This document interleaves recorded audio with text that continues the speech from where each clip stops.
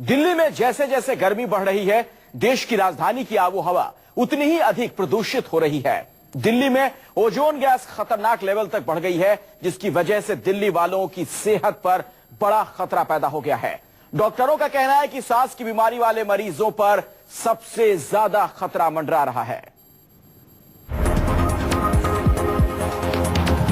धूप बहुत ज्यादा है, इस वजह से चश्मा लगा रहे हैं, स्टॉल ओढ़ रहे हैं, ग्लव्स पहन रहे हैं, उसके बावजूद भी बहुत ज्यादा गर्मी, बहुत तेज धूप है। हर थोड़ी देर बाद प्यास लगती है। गर्मी इतनी ज्यादा हो रही है कि मतलब कॉलेज भी अगर जाओ तो कॉलेज में एसी जाए तो कुछ है नहीं, तो अनफॉर्चुनेटली हमको यही होता है कि पानी पियो।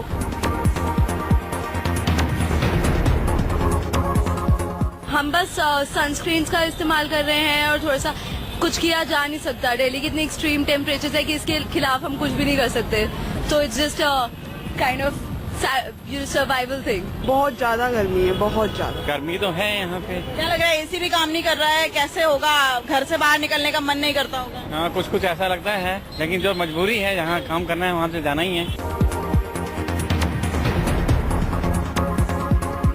अब तक दिल्ली वाले सिर्फ गर्मी से जूझ रहे थे, लेकिन अब दिल्ली की आबो हवा में कुछ ऐसा हो रहा है जो दिल्ली समेत पूरे एनसीआर के लिए बेहद खतरनाक है। पिछले पूरे हफ्ते दिल्ली एनसीआर में गर्मी के ही चर्चे थे, लेकिन आपको जानकर हैरानी होगी कि इस दौरान ओजोन गैस बेहद खतरनाक स्तर तक पहुंच गई थी। गुरुवार को भले ही दिल्ली के तापमान में कमी आई हो, लेकिन धूप और धूल बढ़ने से हवा में प्रदूषण की मात्रा बढ़ गई। दिल्ली एयर क्वालिटी इंडेक्स यानी AQI का लेवल उच्चतम स्तर को पार कर गया।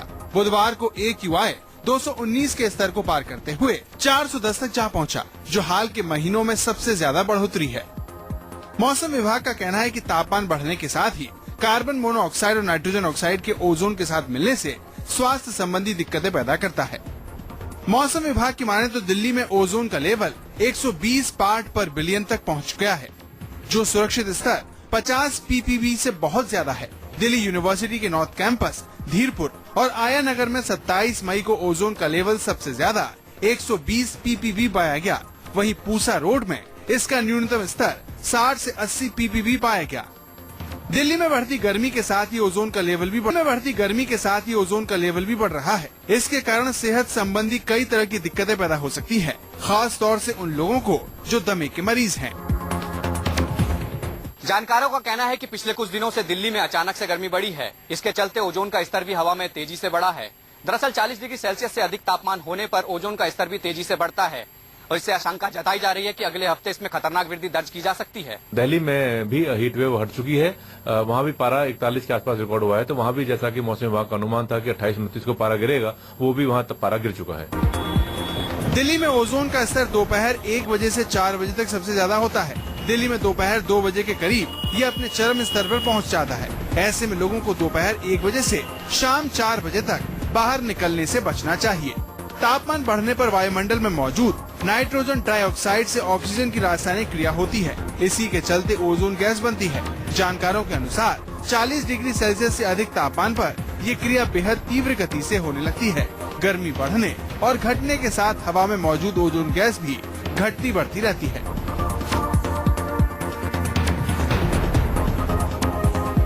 दिल्ली अपनी जहरीली हवा के लिए दुनिया भर में कुख्यात है।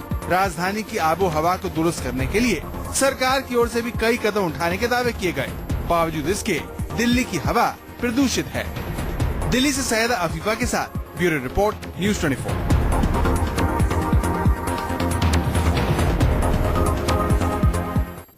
अब सवाल यह है कि आखिर इस मुसीबत से कैसे बचा जाए। इस बारे में हमने जानकारों से बात की।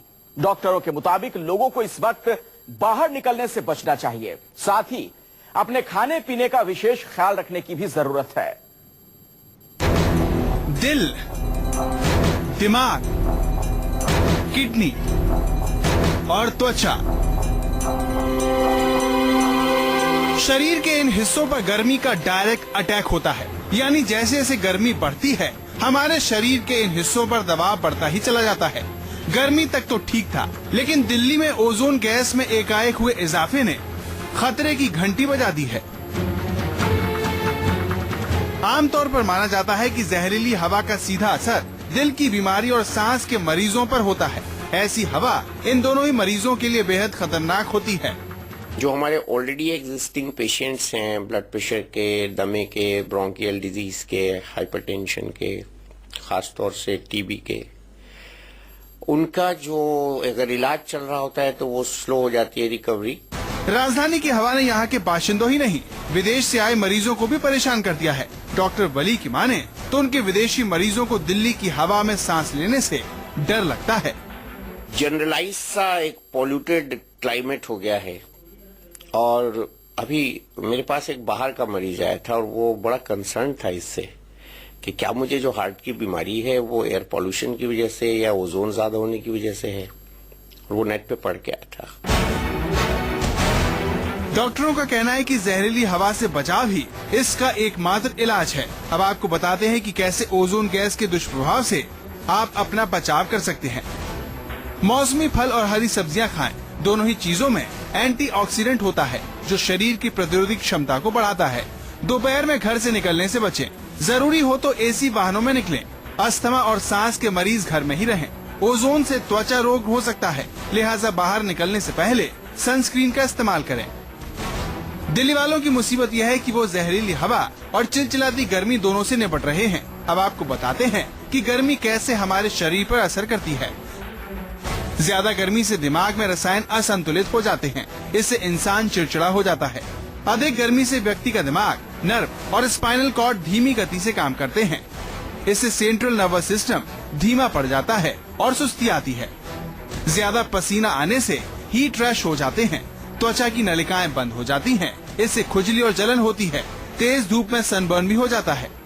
पसीने के साथ पानी और सोडियम निकलने से मांसपेशियों में ऐंठन और अकड़न होती है। गर्मी में पानी की कमी से किडनी से यूरिया, अमोनियम जैसे जहरीले पदार्थ किडनी में ही रह जाते हैं। गर्मी से निपटने के लिए ब्लड वेसल्स फैल जाती हैं, जिससे ब्लड प्रेशर कम हो जाता है। ब्लड प्रेशर को सामान्य करने के लिए दिल की धड़कनें तेज हो जाती हैं। जाहिर है गर्मी का असर पूरे शरीर पर पड़ता है। हमें अंदाजा भी नहीं होता कि गर्मी हमें कितना नुकसान पहुंचा रही है। ऐसे में धूप के साथ जहरीली हवा इस खतरे को और भी कई गुना बढ़ा देती है।